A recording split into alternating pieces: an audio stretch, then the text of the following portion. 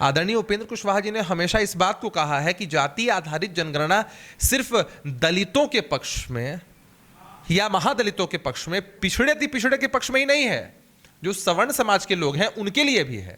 और ऐसे भी तो आप समझिए कि ओबीसी में आने वाली भी बहुत सारी ऐसी जातियां हैं कि नीतीश, ये लोग इस कंफ्यूजन में ना रहे कि नीतीश कुमार जी उनके साथ इस मुद्दे पर, ये लोग नीतीश कुमार जी के नेतृत्व में है इस मुद्दे पर।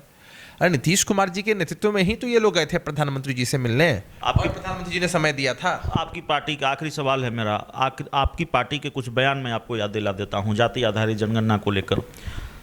जदयू के संसदीय बोर्ड के अध्यक्ष बड़े नेता हैं आपकी पार्टी के, उनका बयान, एक बयान कि जो लोग जाति आधारित जनगणना का विरोध कर रहे हैं दरअसल वो उन लोगों के विरोधी हैं, दलित विरोधी हैं या तमाम तरह की बातें उन्होंने कही। दूसरा बयान कि अगर जाति आधारित जनगणना नहीं होती है तो हम भले ही एनडीए के साथ हैं, बीजेपी के साथ हैं, लेकिन हम उसका विरोध करेंगे। नमस्कार, आप देख रहे हैं डीटीवी भारत और मैं हूं अभिषेक मिश्रा।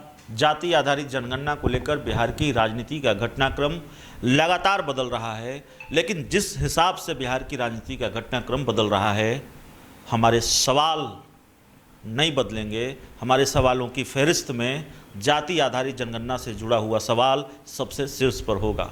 तो जाति आधारित जनगणना से जुड़े कुछ सवाल हैं जो सीधे तौर पर बिहार की राजनीति को भी प्रभावित करते हैं, जिससे बिहार की राजनीति से जुड़े कई दूसरे सवालों के जवाब भी मिलने हैं। उन सवालों के जवाब तलाशने हम आए हैं जेडीयू के प्रवक्ता अभिषेक झा के पास। अभिषेक जी, अब ये साफ हो चुका है कि जाति आधारित जनगणना नहीं होने जा रही है। ये कल का अपडेट है। आज का अपडेट यह है कि तेजस्वी यादव ने आपकी पार्टी के सबसे बड़े नेता बिहार के मुख्यमंत्री नीतीश कुमार को चिट्ठी लिखी है, जीतन राम मांझी को चिट्ठी लिखी है, तमाम नेताओं को चिट्ठी लिखी है, और खासकर जो जानकारी है आपकी पार्टी को तो अल्टीमेटम दिया है कि 3 दिन में स्थिति स्पष्ट कीजिए। पहले तो साथ थे, अब भी साथ है तेजस्वी यादव के इस मुद्दे को लेकर। बहुत सारी बातें आपने एक साथ कही अभिषेक जी। सबसे पहले तो मैं ये स्पष्ट कर दूं कि राजनीति के लिए मुद्दा नहीं है। जैसे हम लोग मुद्दों की राजनीति करते हैं, राजनीति के लिए मुद्दा नहीं बनाते हैं। और जाति आधारित जनगणना वाले मामले पर सभी पार्टियां एकजुट हैं। केंद्र की सरकार का रुख अभी कोर्ट के माध्यम से आया है, लेकिन हम लोग अभी पूरी तरीके से आशान्वित हैं कि आदरणीय प्रधानमंत्री जी से आदरणीय नीतीश कुमार जी के नेतृत्व में नेताओं का जो प्रतिनिधिमंडल मिला था, प्रधानमंत्री जी निश्चित रूप से कद्र करेंगे, जन भावना का भी कद्र करेंगे, विधानमंडल दल की भावना का भी कद्र करेंगे। अब बाकी लोग क्या कर रहे हैं उस पर हमें कोई टीका टिप्पणी नहीं करनी है। चिट्ठी लिख रहे हैं, ठीक है, अच्छी बात है।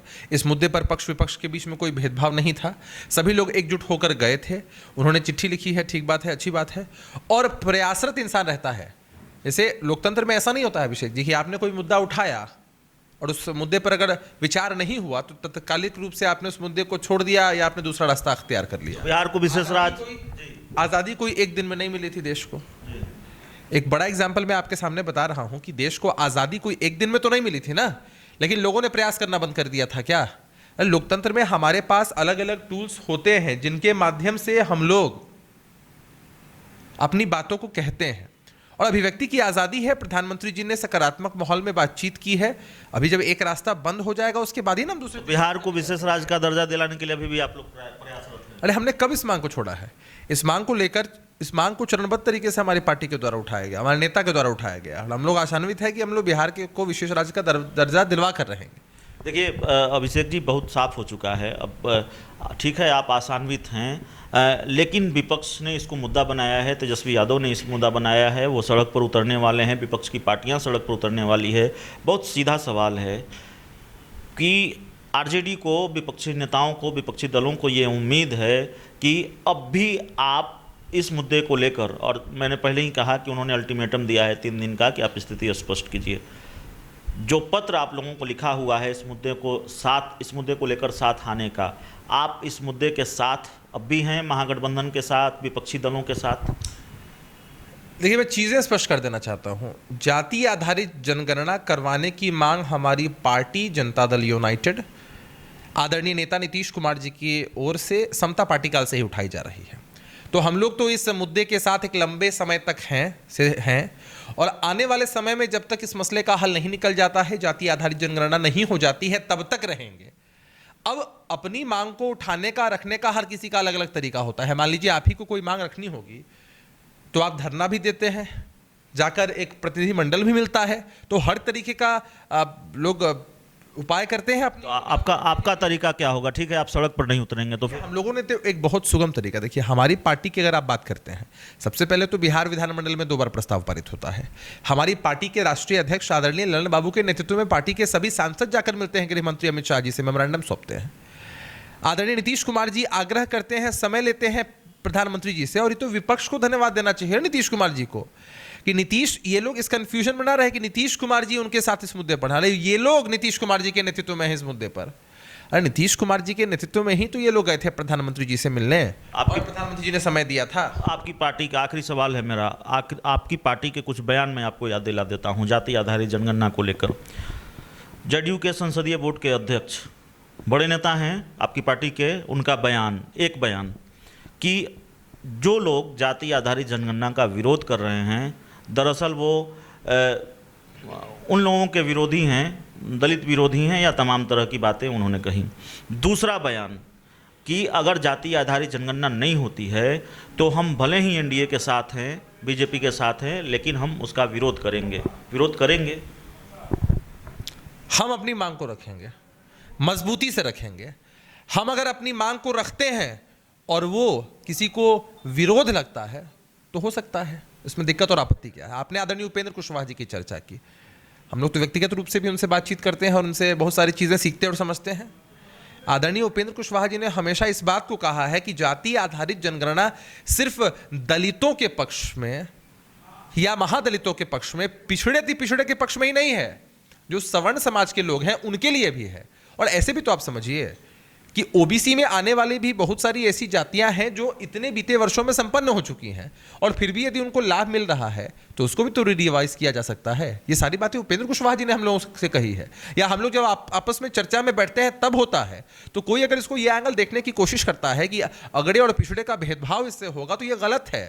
अरे 1931 में जो कास्ट सेंसस आया था उसके हिसाब से आज तक हम लोग पॉलिसीज बना रहे हैं। आप जो कह रहे हैं उसका मतलब हम ये समझे कि आप आक्रामक तरीके से ये लड़ाई लड़ते रहेंगे, अपनी बात रखते रहेंगे जब तक समस्या का हल नहीं हो जाएगा। अगर बीजेपी इसको विरोध समझती है तो समझती रहे। अरे आप सिर्फ बीजेपी के परिप्रेक्ष्य में ही इसको क्यों ले रहे हैं? भारतीय जनता पार्टी 2019 की बात करें, 20 की बात करें, अब तक उनके लोगों ने प्रस्ताव पारित किया था, मतलब वो लोग इस चीज के समर्थन में थे। डेलीगेशन में वो लोग जाते हैं। हमने किसी स्पेसिफिक को नहीं कहा। देखिए, मुद्दा जो होता है आम जनमानस का, वो किसी स्पेसिफिक पार्टी या किसी स्पेसिफिक इंसान के खिलाफ नहीं होता है। आम जनमानस से जुड़ा अगर मुद्दा है और उसमें अगर किसी को दिक्कत हो रही है तो वो जानेंगे। अच्छा, ईमानदारी से क्या इस बात को स्वीकार करेंगे कि जो लोग इसके विरोध में हैं उनको राजनीतिक नुकसान हो सकता है? देखिए, राजनीतिक नुकसान और लाभ की बात ही नहीं है अभिषेक जी इसमें। राजनीतिक नुकसान, मैं तो एक लाइन में आपको कहा था कि हम मुद्दों की राजनीति करते हैं, राजनीति के लिए मुद्दे नहीं बनाते हैं। अब कोई पार्टी अगर आकलन करती है कि इससे हमको लाभ हो जाएगा राजनीतिक या हानि हो जाएगा, तो ये उनका विषय है। हमारे परिप्रेक्ष्य में अगर आप कहेंगे तो हम समझ सकते हैं इस बात को कि आम जनमानस का यह इच्छा है, आम जनमानस को इसका लाभ मिलेगा तो ये चीज़ होनी ही चाहिए, उनको लाभ मिलना चाहिए। राजनीतिक लाभ की कोई चर्चा ही नहीं है हमारे नज़र में। तो चलिए, हमारे साथ अभिषेक झा थे। हम जाति आधारित जनगणना को लेकर कई मुद्दों पर बातचीत कर रहे थे, कई सवालों पर बातचीत कर रहे थे, और उन सवालों के जरिए हमने ये समझने की कोशिश की है कि आखिर जेडीयू का स्टैंड क्या होने वाला है जाति आधारित जनगणना को लेकर। जेडीयू आक्रामक तरीके से इन मुद्दों को उठाएगी, अपने सवालों को उठाएगी, और फिलहाल जेडीयू का स्टैंड यही है। जाति आधारित जनगणना को लेकर बिहार की राजनीति में बहुत कुछ होना है। बिहार की राजनीति में कई तरह के बदलाव होने हैं और इसके आसार नज़र आ रहे हैं। ठीक है, जेडीयू इसको स्वीकार नहीं कर रही है खुले तौर पर, और दूसरे राजनीतिक दल इसको स्वीकार नहीं कर रहे हैं, लेकिन एक बड़ा असर इस मुद्दे को लेकर और जिस तरह से स्थिति साफ हुई है, स्पष्ट हुई है, उसका हो सकता है। इस पूरी रिपोर्ट में इतना ही, इस पूरी खबर में इतना ही। बहुत बहुत धन्यवाद।